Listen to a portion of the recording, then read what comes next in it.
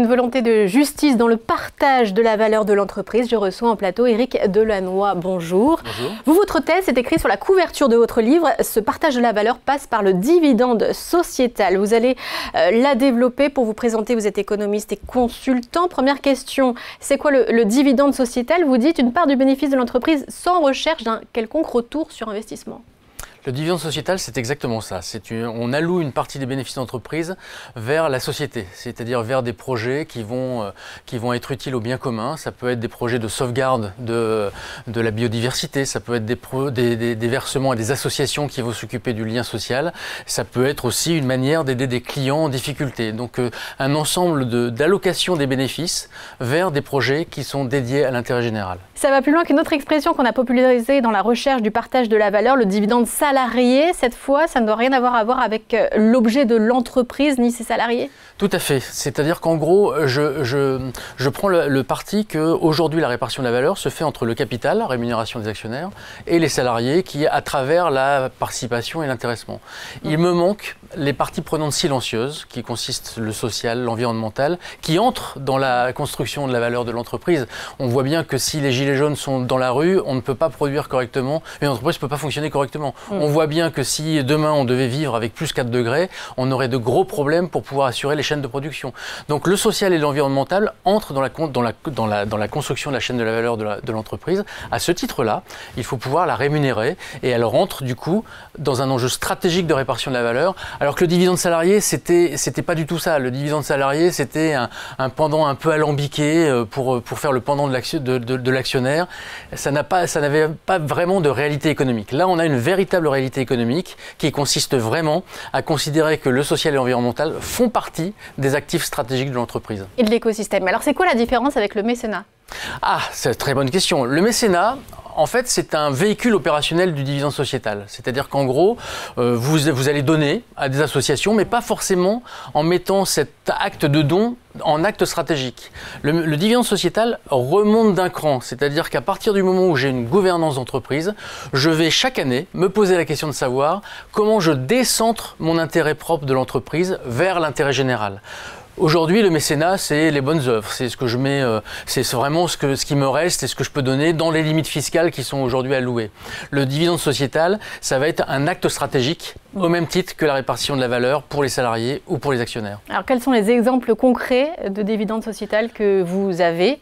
Alors, il y a des exemples concrets très importants. Aujourd'hui, l'acteur le plus important qui met en œuvre le dividende sociétal, c'est le Crédit Mutuel, qui chaque année prend 15% de ses bénéfices. 15%, on parle de 500 millions d'euros, ce qui est vraiment énorme, pour les reverser soit à des causes d'intérêt général, à travers des associations, soit à des clients en difficulté, soit à un fonds de dotation qui va s'occuper de l'environnemental. Ça, c'est le premier exemple. Deuxième exemple, c'est la Maïf, 10% de ses bénéfices, ça représente 25 millions, 20 millions par an, ce qui est très important aussi, qui lui a choisi de mettre, la Maïf a choisi de mettre le dividende sociétal dans un dividende écologique, c'est-à-dire que le véhicule va être le soutien à des actions pour l'environnement, comme par exemple la préservation de zones humides en Camargue, par exemple, pour pouvoir faire en sorte de préserver la biodiversité. Et le troisième exemple, parce que je vous ai donné 2 exemples de mutualistes où il n'y a pas d'actionnaires. L'entreprise Tenzing est une entreprise qui a des actionnaires. Notre entreprise à nous, nous sommes une PME, 65 personnes, une société anonyme, simplifiée. Chaque année, nous reversons 25% de nos bénéfices à des associations d'égalité des chances qui est cohérente par rapport à notre raison d'être qui est la lutte contre le déterminisme social.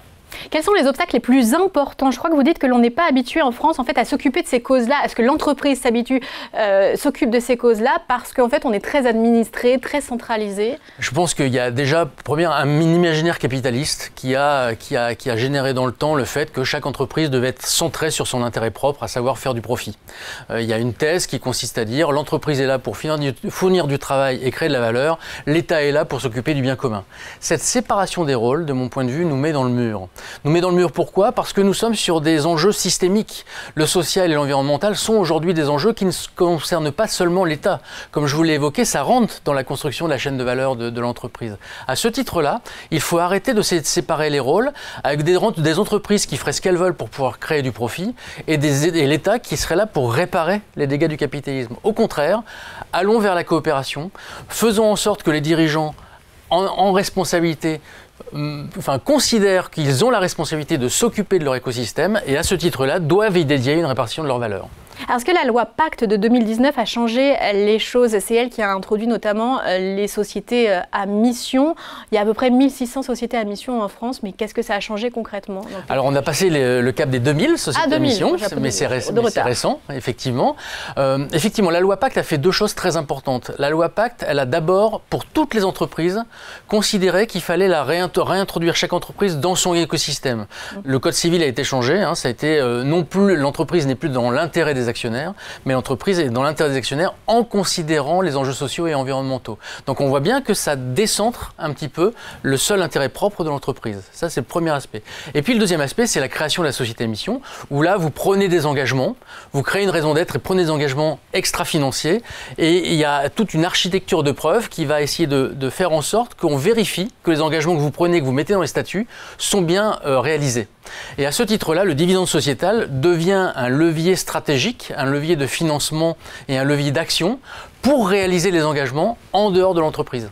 Mais toutes ne versent pas directement de l'argent, d'autres vont peut-être allouer des ressources humaines ou faire un peu de communication. Est-ce qu'il y a quand même beaucoup de communication dans ces sociétés à mission? Dans ces sociétés à mission, il y a de la communication, mais j'ai presque envie de dire la communication vient après. Quand on est sur la seule raison d'être des entreprises et qu'on ne fait qu'une raison d'être, ça peut être un positionnement marketing et ça peut être la communication qui s'en charge. D'accord ?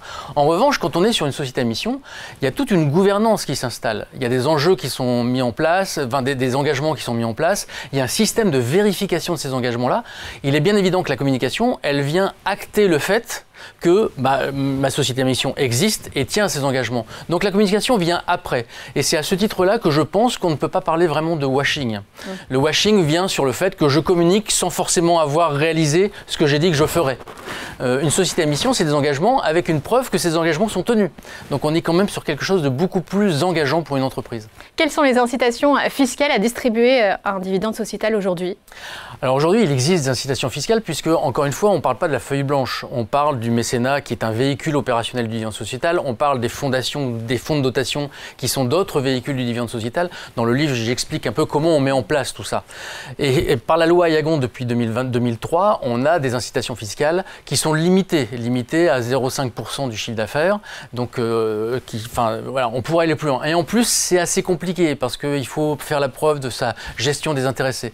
L'avantage que moi je propose dans le dividende sociétal, c'est qu'on regroupe tout ça dans une capacité à identifier chaque année le montant des bénéfices que je vais allouer à mes actions vis-à-vis de la société. Et sur ce montant-là, quel que soit en fait vers qui c'est dirigé, vers quelles associations, on pourrait le défiscaliser au même titre qu'aujourd'hui, on défiscalise la participation et l'intéressement sur la partie collaborateur. Est-ce qu'il faut le plafonner ? Non, pas plafonner, parce que finalement, on a des montants qui sont tellement gigantesques potentiellement que l'État s'y retrouvera. Je rappelle quand même qu'à chaque fois qu'on met en place un dividende sociétal, il y a des coûts évités pour la collectivité, notamment sur le social, quand une association agit, c'est autant d'argent que l'État ne va pas mettre. Et ce qui explique d'ailleurs que, pour moi, la réduction des subventions aux associations telle qu'elle est votée en ce moment est une hérésie absolue pour le lien social. Mais bon, donc en fait, on peut avoir des milliards d'euros qui vont être déversés sur des causes d'intérêt général qui feront des coûts évités et qui permettront à l'État d'arbitrer sur d'autres actions. Et donc à ce titre-là, ça justifie qu'on puisse défiscaliser à hauteur de 60%, parce qu'il y a aussi un bénéfice pour l'entreprise à faire un dividende sociétal, donc il n'y a pas de raison que l'État paye à 100% pour ça, mais il y aurait une incitation véritable à pouvoir faire en sorte que les entreprises le généralisent pour faire bénéficier l'État d'énormément d'argent, enfin la société d'énormément d'argent. Le généraliser, mais est-ce qu'il doit devenir obligatoire pour autant ? Alors moi je pense que le rendre obligatoire serait une faute, quasiment une faute morale. Pourquoi ? Parce que moi j'en appelle à la responsabilité des dirigeants. Vous savez, par rapport aux enjeux qui sont devant nous, les enjeux sociaux et environnementaux, il y a trois façons de réagir. Soit par la peur. On estime aujourd'hui que, avec l'augmentation de la température et puis les fractures sociales, les entreprises risquent d'être amputées de 25% de leur activité. Donc la peur peut inciter à faire bouger. Je ne pense pas que ça soit la meilleure conseillère.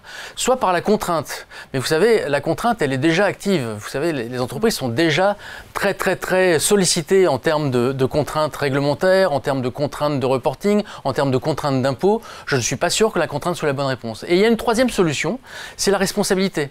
C'est prendre conscience que l'entreprise a un rôle politique. L'entreprise modifie son écosystème dans lequel il évolue. Et donc l'entreprise doit prendre soin de l'écosystème dans lequel elle évolue.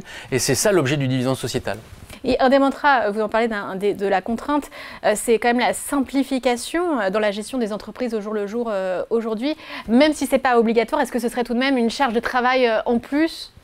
Alors justement, l'avantage du dividende sociétal, c'est que ça s'appuie sur des outils de gestion qui existent. Comptabilité analytique, comptabilité générale, on s'occupe du calcul des impôts chaque année. Et ce que je préconise, c'est que la mécanique fiscale soit suffisamment simple, où quand on identifie le dividende sociétal, ça provoque un crédit d'impôt sur l'année suivante. Il n'y a rien de plus simple et on utilise les outils existants. Donc je ne suis pas certain qu'aujourd'hui ça ajoute de la complexité. En revanche, en termes symboliques, ça change la gouvernance des dirigeants parce qu'elles mettent au niveau stratégique autant leur intérêt propre que l'intérêt général dans la répartition de la valeur. Et c'est en ça que ça fait bouger un petit peu l'imaginaire capitaliste. Et pourquoi on ferait tout ça au final? Pourquoi on ferait tout ça? Ne serait-ce que pour pouvoir donner on cherche des milliards d'euros partout. Et on rivalise d'idées, d'anciennes idées, de choses qui ont montré qu'ils ne fonctionnaient pas. On ne veut pas aller vers des systèmes, c'est un autre sujet, de réforme en profondeur. Là, on a la possibilité de faire appel à la responsabilité des dirigeants pour pouvoir collecter presque 10 milliards d'euros par an. 10 milliards d'euros par an, c'est 2 fois le budget qui a été voté en 2025 pour le projet France 2030. C'est 3 fois le budget du ministère de la Culture. Et comment on collecterait ça? Il y aurait chaque entreprise mettrait 5% de ses bénéfices dans un dividende sociétal, ça représenterait à peu près 10 milliards d'euros par an. 5%, ça ne va pas changer la vie des actionnaires, hein. Je rappelle quand même que quand on a changé le taux d'imposition de 33% à 25%, c'est une augmentation mécanique des bénéfices de 12%. Moi, je propose simplement que les entreprises mettent 5% de ces bénéfices-là dans un dividende sociétal. Ça ne changerait pas la vie des actionnaires. En revanche, ça changerait la vie des gens.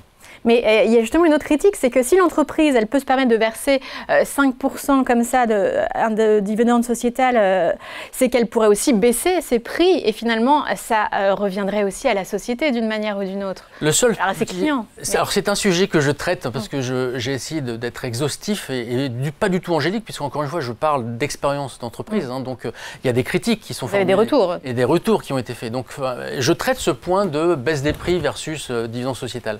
En fait, le vrai problème, c'est que d'abord, la problématique du lien entre le prix, la tarification et les bénéfices, elle n'est pas évidente. Tous les cours de marketing vous le diront, la détermination du prix est bien plus complexe que la simple conclusion ou la simple prise en compte d'un bénéfice. Donc déjà, prendre en compte bénéfice pour pouvoir orienter les prix, ça me paraît être compliqué. Premier élément. Deuxième élément, quand vous travaillez sur les prix, vous travaillez sur les clients de l'entreprise. Les clients de l'entreprise, ce n'est pas la société. Bien sûr. Le dividende sociétal fait appel à l'objet social étendu de l'entreprise, au rôle politique de l'entreprise. Quand vous travaillez sur les prix, vous ne travaillez pas sur la préservation de l'écosystème en termes de sauvegarde de zones humides, en termes de sauvegarde de puits de carbone, en termes de mettre en évidence des projets d'innovation sociale qui n'auraient pas été construits ou imaginés parce qu'il y a cette fameuse tyrannie du ROI qui fait qu'on n'investit que dans des projets qui sont rentables. Vous voyez que si on baissait les prix, on raterait une énorme partie de ce que peut permettre le dividende sociétal en matière de contribution à la société. Eh bien, merci Éric Delannoy. Donc, le dividende sociétal, on retrouve toutes les informations dans ce livre aux éditions Duno. Merci beaucoup d'être passé nous voir. Merci beaucoup.